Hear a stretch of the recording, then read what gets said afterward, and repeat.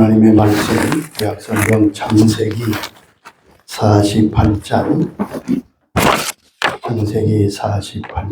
15절 16절 두 절의 말씀. 창세기 48장 15절 16절의 말씀입니다.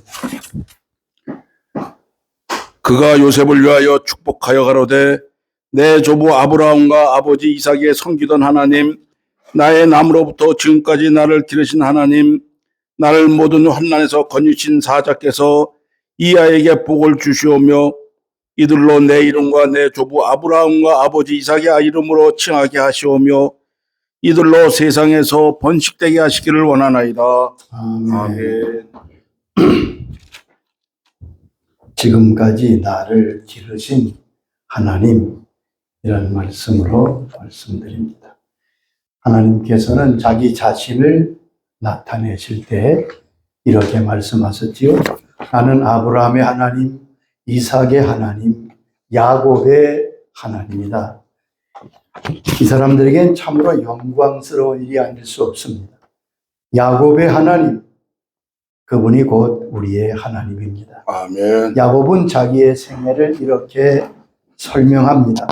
창세기 47장 9절에 보면 야곱이 바로에게 이르되 내 나그네 길의 세월이 130년이니이다. 내 나이가 얼마 되지 못하니 우리 조상의 나그네 길의 연조에 미치지 못하나 험악한 세월을 보내었나이다. 야곱은 자기의 생애를 나그네 인생이었다고 말합니다. 그리고 그 세월이 험악했다는 거지요. 성경에서도 우리 인생을 나그네와 같은 인생이라고 말씀합니다. 베드로전서 2장 11절에 말씀하십니다. 사랑하는 자들아, 거류민과 나그네 같은 너희를 원하노니 영혼을 거스려 싸우는 육체의 정욕을 제어하라. 나그네 같은 너희를 권하노니 영혼을 거스려 싸우는 육체의 정욕을 제어하라. 나그네는 몇 가지 특징이 있습니다. 첫째는 모든 것이 임시적입니다. 그가 쓰는 것도, 그가 머무는 집도, 그가 잠깐 들리는 것도 다 지나가는 것이지 계속 거주하는 것이 아니지요. 임시적입니다. 또 한 가지는 괴롭습니다. 불편합니다. 나그네 길은 불편함과 또한 괴로운 것이 사실입니다. 아무리 좋은 시설에서 생활해도요, 여행해 보면 불편을 우리는 잘 느낍니다. 그래서 야곱은 자기의 인생이 험악한 세월이었다고 말하는 거지.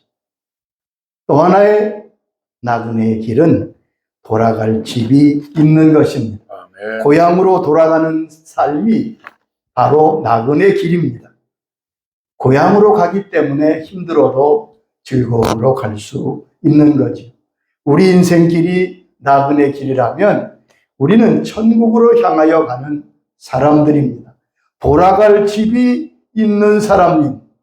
그러므로 나그네 인생 가운데 가장 불행하고 불쌍한 사람은 돌아갈 집이 없는 사람입니다. 정작 돌아가야 될 텐데 돌아갈 집이 없습니다. 여러분은 돌아갈 집이 있습니까? 아멘. 이제 야곱은 임종을 앞두고 있습니다. 말년에 죽음을 앞두고 자기 아들 요셉을 부르고 요셉은 두 아들 므낫세와 에브라임을 인사시키며 할아버지 야곱에게 축복을 받습니다. 야곱이 에브라임과 므낫세를 축복하며 드리는 기도 가운데 그의 신앙 고백이 나옵니다. 오늘 15절, 16절은 야곱의 신앙 고백이라고 할 수 있습니다. 우리의 신앙 고백은 하나님께 대한 우리의 신앙 고백입니다. 하나님을 만나고 배우고 깨닫게 된 그 하나님을 우리가 신앙으로 고백하는 것이죠. 야곱의 하나님이 나의 하나님이십니다. 야곱은 어떤 하나님으로 믿고 살았고 증거하고 있습니까? 첫째 15절 보면 야곱은 하나님을 나의 출생부터 지금까지 길러주신 하나님이라고 고백하고 있습니다. 본문 15절 보면 내 조부 아브라함과 아버지 이삭이 섬기던 하나님, 나의 출생으로부터 지금까지 나를 기르신 하나님이라고 하나님을 증거하고 있음을 알 수 있습니다. 나의 출생부터 지금까지 하나님이 나를 길러주셨다. 야곱은 자기를 길러주신 분이 하나님이신 것을 증거합니다. 야곱은 꾀가 많은 사람이죠. 자기 힘을 의지하고 살았던 사람이고 인생으로 말하면 승리하고 성공한 사람입니다. 그러나 그는 자기의 삶이 자기 힘에 의한 것이 아니라고 말씀했습니다. 내가 나면서부터 지금까지 나를 길러주신 분이 하나님이시라고 고백합니다. 하나님은 나를 지금까지 길러주셨습니다. 하나님의 양육 안에 내가 있었습니다. 그렇게 야곱이 고백합니다. 우리도 똑같은 고백을 드려야 할 것입니다. 태어나서 지금까지 나를 길러주시고 양육하신 분이 우리 하나님이십니다. 교육학자 부시넬은 예수님이 가르치신 가르침 가운데 하나님을 아버지로 가르쳐 주신 것만큼 귀한 가르침은 없다고 말합니다. 하나님이 나를 길러주신 아버지가 되신다. 우리 아버지가 되어주실 것입니다. 아멘. 하나님은 네 가지 의미에서 아버지십니다. 첫째는 창조주로서의 아버지입니다. 이 모든 세계를 다 창조하셨습니다. 그러므로 모든 것의 주인인 동시에 아버지가 되십니다. 이스라엘의 아버지입니다. 이스라엘 백성의 아버지가 되십니다. 예수님의 아버지가 되셔서 성부 하나님이 되십니다. 또한 우리 성도들의 아버지가 되십니다. 예수님은 언제나 하나님을 아버지라고 부르셨어요. 그리고 우리에게 하나님께서 아버지가 되심을 가르쳐 주셨습니다. 기도를 가르치실 때 말씀하셨지요. 너희는 이렇게 기도하라. 하늘에 계신 우리 아버지, 이름이 거룩히 여김을 받으시오. 유대인들은 결코 하나님을 아버지라 부르지만 않습니다. 네, 하나님, 우리 주님께서 하나님이 곧 우리 아버지라고 가르쳐 주셨습니다. 아멘. 요한복음 20장 17절에도 친히 말씀하셨습니다. 예수께서 이르시되 나를 붙들지 말라. 내가 아직 아버지께로 올라가지 아니하였노라. 너는 내 형제들에게 가서 이르되 내가 내 아버지 곧 나의 아버지 내 하나님 곧 너의 하나님께로 올라간다 하라. 부활하신 주님이 하나님께로 올라가기 전에 내 아버지 곧 너희 아버지, 내 하나님 곧 너희 하나님께로 올라간다고 하나님이 우리 아버지 되심을 친히 말씀해 주셨습니다. 하나님은 진정으로 나의 아버지가 되십니다. 하나님을 아버지라고 부르는 사람은 진정한 하나님의 자녀입니다. 아멘. 로마서 8장 14절 15절에 말씀하셨습니다. 무릇 하나님의 영으로 인도함을 받은 사람은 곧 하나님의 아들이라. 너희는 다시 무서워하는 종의 영을 받지 아니하고 양자 영을 받았으므로 우리가 아빠 아버지라 부르진. 우리가 하나님을 아버지라 부르는 것은 내 의지로 부르는 게 아닙니다. 여기 말한 대로 성령께서 우리에게 오셔서 아들의 영을 주셨기에 우리가 하나님을 아버지라 부르면서도 조금도 이상하지 않은 거예요. 자연스러운 거예요. 왜 진짜 아버지니까. 하나님을 아버지라 부르는 것은요, 쉬운 일이 아닙니다. 아무나 부르는 게 아니에요. 제가 어렸을 때 저희 아버님이 목회하는 곳에 그 당시에 많은 귀신 들린 사람들이 와서 이렇게 고침을 받곤 했어요. 이제 한쪽에 한 방에 그런 분들이 이렇게 와 있습니다. 그러면 저희는 문틈으로 이렇게 봤어요. 어떻게? 아버님이 말씀하더라고요. 날 따라하라고. 그러면 거기 귀신 들려온 분 몇 명이 앉아 있어요. 하나님, 그러면 그 사람이 잘 따라합니다. 하나님, 그 다음에 하나님 아버지. 그런데 놀라운 건 아무도 안 따라하는 거예요. 하나님이 뭐 아버지냐? 옥황상제나무. 그래서 하나님을 아버지라 부르는 게 그게 쉬운 것이 아니구나. 여러분, 하나님이 나의 아버지가 되십니다. 아멘. 하나님은 나를 길러주신 아버지십니다. 그 진짜 아버지심을 여러분 믿습니까? 그것이 우리 자녀들의 모습이지. 링컨 대통령이 재임 당시에는 백악관 옆에 초등학교와 중학교가 함께 있었다고 합니다. 링컨 대통령은 가끔 백악관 창가에서 아이들이 노는 것을, 운동장에서 뛰노는 것을 보곤 했습니다. 어느 날 운동장을 보고 있는데 울타리 구석에 여러 명의 아이들이 한 어린 학생, 한 학생들을 이렇게 놀리고 아주 못살게 구는 것을 보게 되었습니다. 가난뱅이라고 놀려대고 있는 거예요. 대통령은 비서를 보내서 그 당시의 상황을 비밀히 좀 알아보게 했습니다.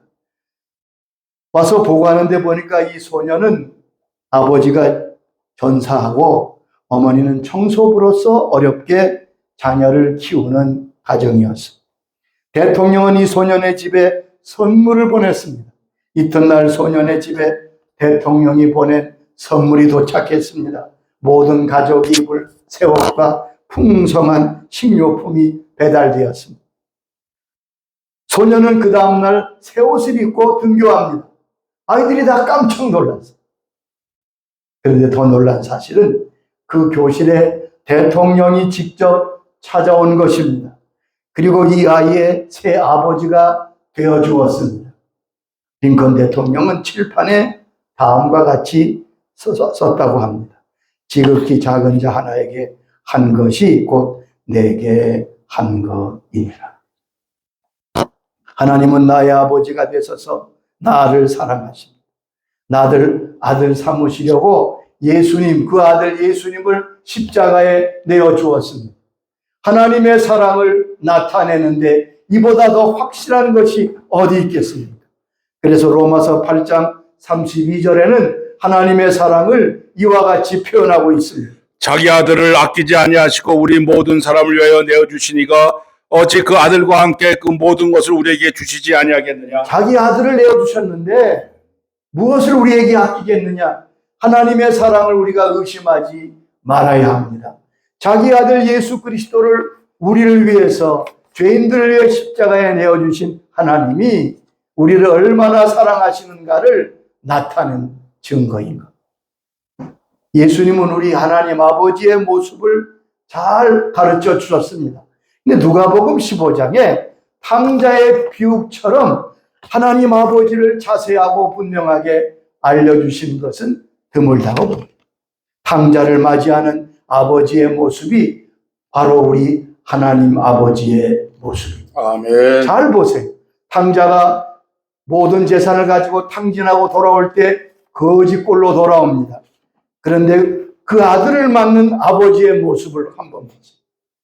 첫째 하나, 아버지는 지난 날을 묻지 않습니다. 잘 보세요. 거지꼴이 되어 돌아오는 그 아들에 대해서 한마디도 묻지 않습니다. 재산은 어떻게 했느냐? 어떻게 이런 꼴이 됐느냐? 거지꼴로 나타난 아들에 대해서 한마디도 과거를 묻지 않습니다. 우리 하나님이 바로 그런 분입니다.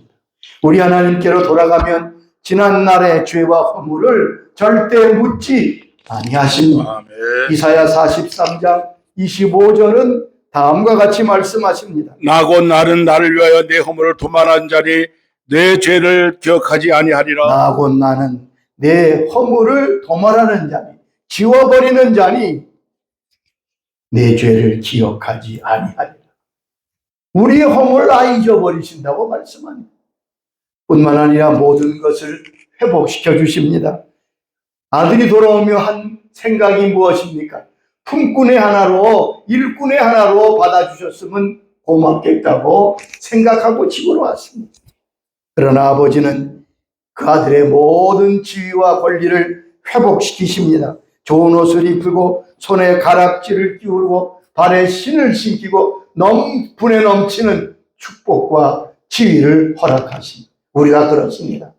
본래 죄인이고 진노의 자식이었지만 예수 믿고 하나님의 자녀가 되면 하나님은 우리를 하나님의 자녀로 천국의 백성으로 예수님과 함께 상속받는 상속자의 지위에 세워 주십니다. 아멘. 여기 보면 세 번째는 진심으로 환영해 주십니다. 잔치를 베풀며 환영합니다. 여러분 보세요. 이게 잔치할 일입니까? 동네 부끄러운 일 같은데 아버지는 아니다. 손을 잡고 음식을 준비해라. 내 아들을 위해 내가 잔치를 베풀겠다. 여러분 이게 느껴지세요?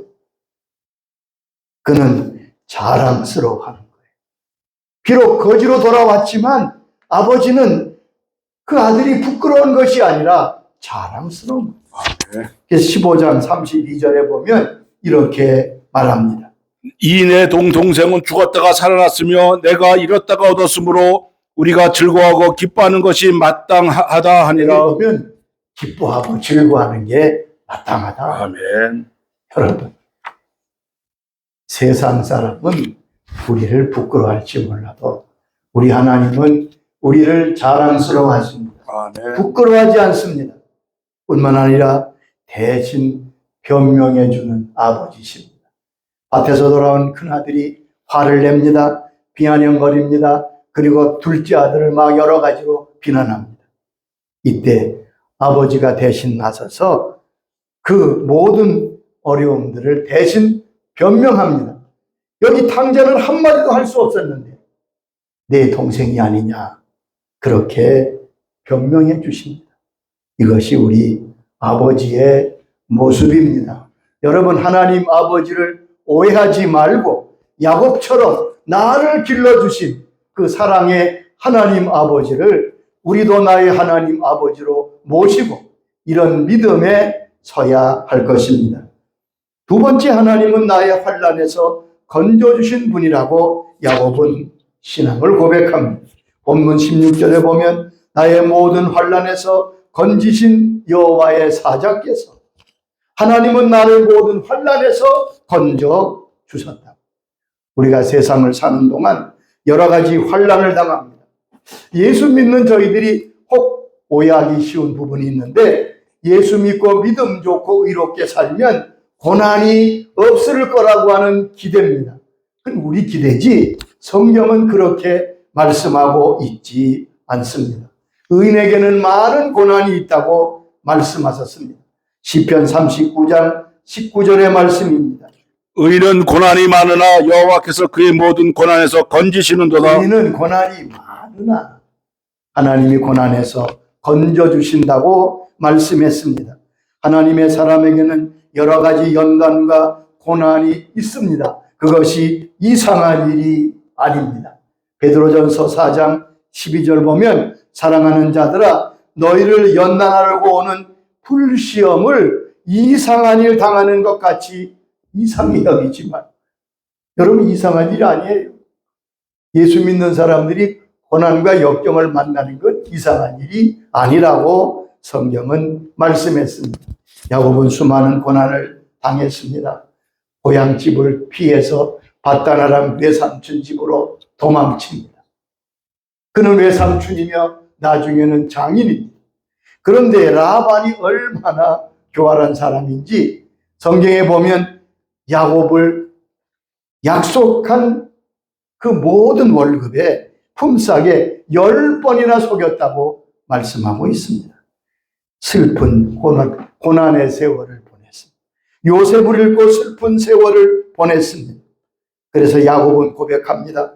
나의 모든 환난에서 하나님이 나를 건져 주셨습니다. 아멘. 다윗도 고난이 많았지요.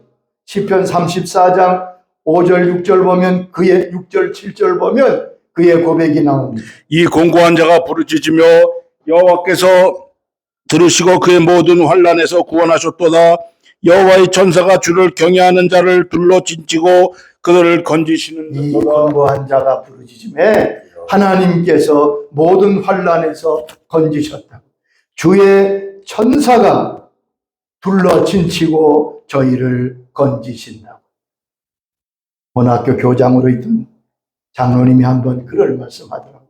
6.25 때 그는 장교로 중대를 이끄는 장교로 전쟁에 참여했는데 그만 어느 지역에서 중공군 대군에게 포위가 됐습니다. 이제는 포위가 좁혀오는데 꼼짝없이 전멸당하게 생겼어요. 자기 중대 병력으로는 이 엄청난 중공군을 이길 수가 없습니다. 피할 수도 없습니다. 그래서 그분은 엎드려 하나님 앞에 기도했습니다. 주님, 피할 길을 주옵소서. 이 중공군의 포위에서 벗어날 수 있도록 도와달라. 근데 하나님 뭐라고 말씀하시냐면 오늘 밤에 탈출해라. 근데 그때가 가을이에요. 낙엽이 꽉 떨어져서 발자국만 떼도 낙엽 소리 때문에 금방 탈로 가네. 생각해 보세요. 보통 날이 아니라 낙엽 깔린 거기 밟으면 소리가 얼마나 큰지.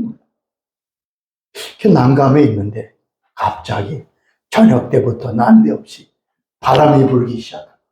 강풍이 불기 시작합니다.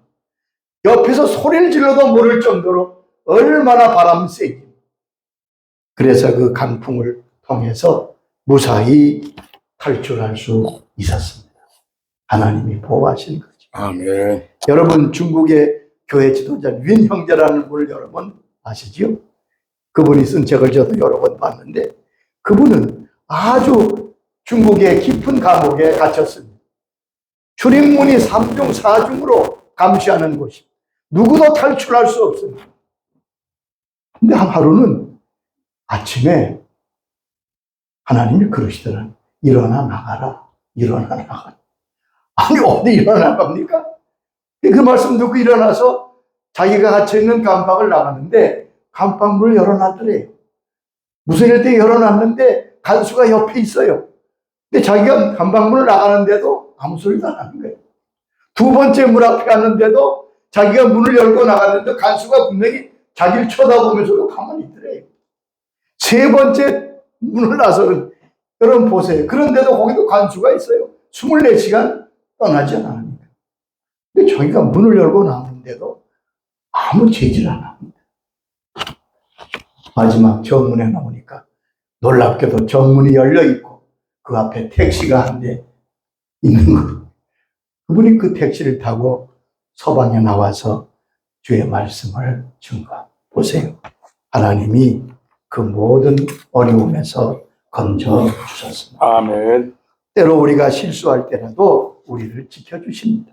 시편 94장 18절에 말씀하십니다. 여호와여 나의 발이 미끄러진다고 말할 때에 주의 인자하심이 나를 붙드셨사오며 내가 발이 미끄러질 때도 붙드신다. 때로 주님은 흑암과 사망의 그늘에서도 건져주신다.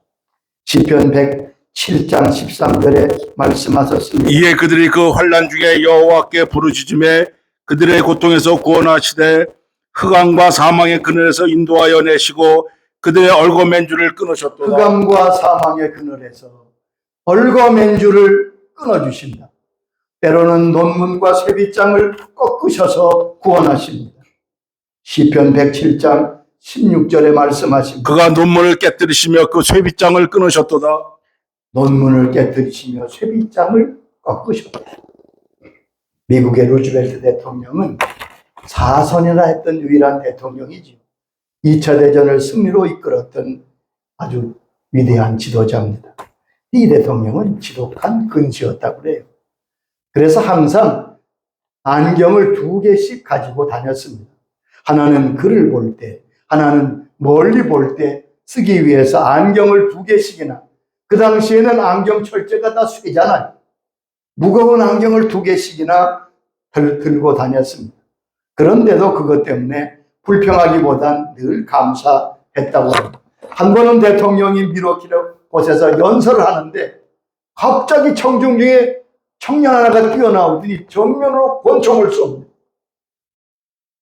이 사람이 연습을 많이 했는지 그 총알이 아주 정면으로 대통령의 가슴에 꽂혔어요.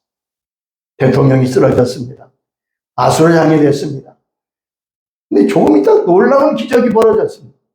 대통령이 자리에서 일어나더니 그 자리를 정돈하고 연설을 마저 마칩니다. 천중들은 환호합니다.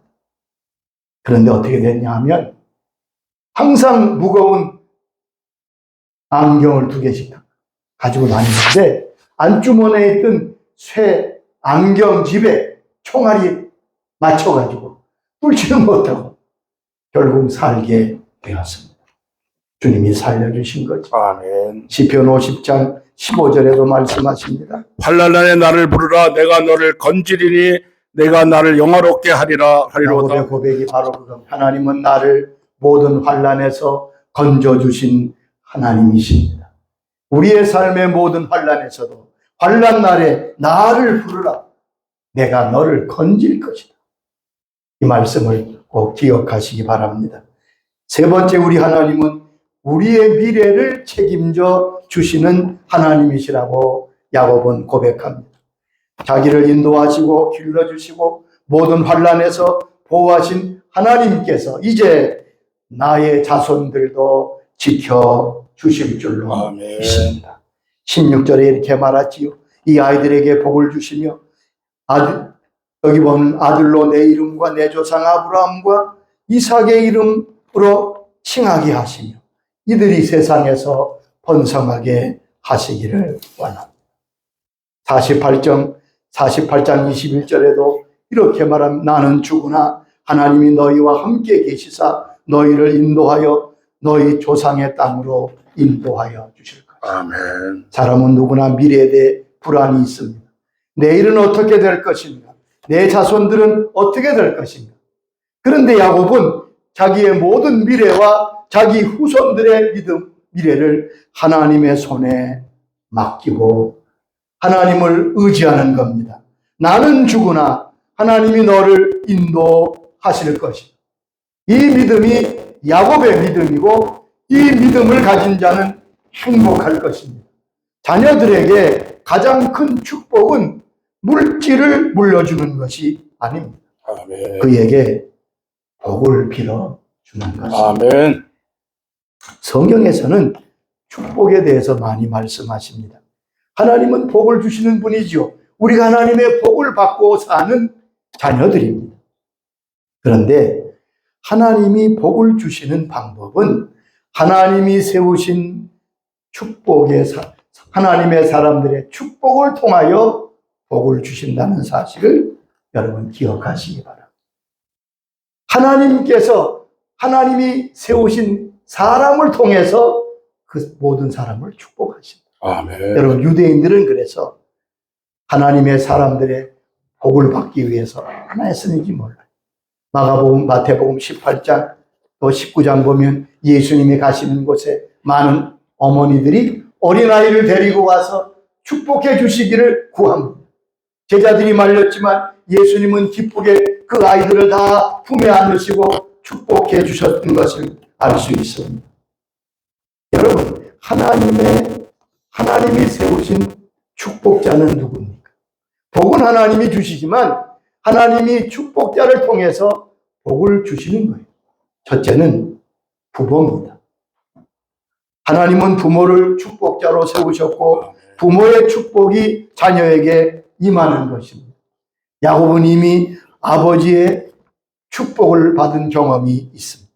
아브라함의 복이 이삭에게, 이삭의 복이 야곱에게, 야곱의 복이 12 자손에게 임하게 됩니다. 여러분, 자녀들을 매일 축복하시기 바랍니다. 아멘. 부모는 하나님이 그 자녀들 위해 세우신 축복자. 그럴 때 주님께서 복을 주십니다. 두 번째는 하나님이 그의 백성들을 위하여 세우신 축복자는 제사장들입니다. 하나님이 그 백성을 축복할 때 제사장을 세우셔서 축복하셨다고 성경은 말씀합니다. 민수기 6장 22절에 보면 하나님은 아론과 그 아들 제사장들에게 이스라엘을 축복할 것을 명령하십니다. 24절로 26절은 축복할 내용을 말씀해 주셨습니다. 여호와는 내게 복을 주시고 너를 지키시기를 원하며 여호와는 그의 얼굴을 내게 비추사 은혜 베풀기를 원하며 여호와는 그 얼굴을 내게로 향하여 드사 평강을 주시기를 원하노라. 여기 보면 여호와는 내게 복을 주시고 지켜주시며 평강을 주시며 은혜 베푸시며 이스라엘에게 축복할 내용을 다 주님이 말씀하십니다. 자, 그리고 제사장들이 이렇게 축복하면 어떻게 하신다고 말씀했습니까? 6장 27절에 말씀하십니다. 그들은 이같이 내 이름으로 이스라엘 자손에게 축복할지니 내가 그들에게 복을 주리라. 이들은, 제사장들은 이스라엘 향하여 축복해라. 그리하면 내가 하나님이 그들에게 복을 주리라. 축복자가 축복을 주는 거 아니에요. 그러나 하나님은 축복자들을 통해서 하나님께서 그들에게 복을 주시는 것을 알 수 있습니다. 하나님께 복을 비는 사람으로 제사장을 세우셨습니다. 한나는 엘리 제사장의 축복 기도를 믿음으로 받음으로 사무엘을 얻었습니다. 서울교회 한 집사님이 계셨는데 혹시 여러분 아시는 노란오이 식장이라고 하는 큰 건물을 가진 아주 집사님이셨어요. 그분이 교회에 부흥회를 했는데 이제 마지막 날 새벽 시간에는 목사님이 전 교인을 안수하는 시간을 가진다고 광고를 했어요.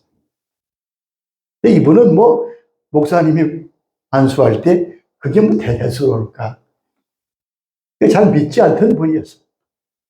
그래서 새벽에 나오긴 했는데 저 뒤에 앉아서 팔짱을 끼고 이제 봅니다. 앉아서. 눈 뜨고 보는 거예요. 그런데 목사님이 예배 후에 한 사람 한 사람씩 안수하십니다. 근데 이를 지켜보던 분이 갑자기 눈이 둥그레졌어요. 눈을 비워봤어요. 왜냐하면 분명히 목사님의 손이 둘인데 손을 얹을 때마다 손이 넷인 거예요. 그래서 너무 놀래가지고 아무리 봐도 손을 올릴 때마다 손이 넷이더라. 그래서 그는 하나님이 축복하시는 게 맞구나. 주의 종들이 축복할 때 하나님이, 그래서 그는 거기서 회개하고 하나님의 축복을 받고 또한 하나님의 귀한 은혜를 체험했다고 하는 그런 얘기를 하시더라.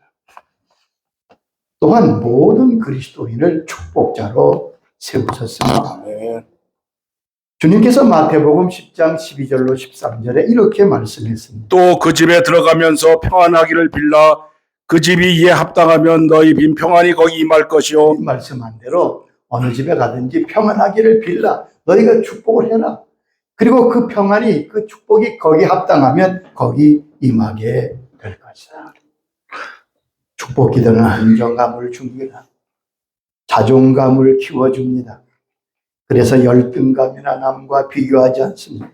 꿈과 비전을 갖게 됩니다. 그리고 그 자신이 축복의 통로가 되도록 흘러간다고 성경은 말씀하십니다. 우리 하나님은 바로 야곱의 하나님이십니다. 아멘. 하나님을 바로 알고 경외하는 것이 중요합니다. 나를 지금까지 길러주신 하나님, 나의 생의 모든 환난과 역경에서 건져주신 하나님, 그리고 나의 후손들을 인도하시고 책임져 주신 그 하나님. 야곱은 이렇게 철저히 하나님을 믿었습니다. 저와 여러분이 이 하나님을 경외하고 이 하나님을 높이고 야곱처럼 하나님의 자녀로, 하나님의 아들로 하나님께 영광을 돌리는 하나님의 사람들이 될 수 있기를 주의 이름으로 축원합니다. 아멘. 아버지 감사합니다. 야곱의 하나님이 저희 하나님이심을 감사드립니다. 야곱에게 은혜 주시고 축복하셨던 하나님, 저희를 축복하시고 인도해 주시니 감사합니다. 나면서부터 지금까지 저희를 길러주신 분이 하나님이십니다. 모든 환난과 역경에서 건져주신 우리 하나님 아버지, 그리고 우리의 자손들을 인도하시고 여전히 축복하시며 책임지실 그 하나님을 찬송합니다.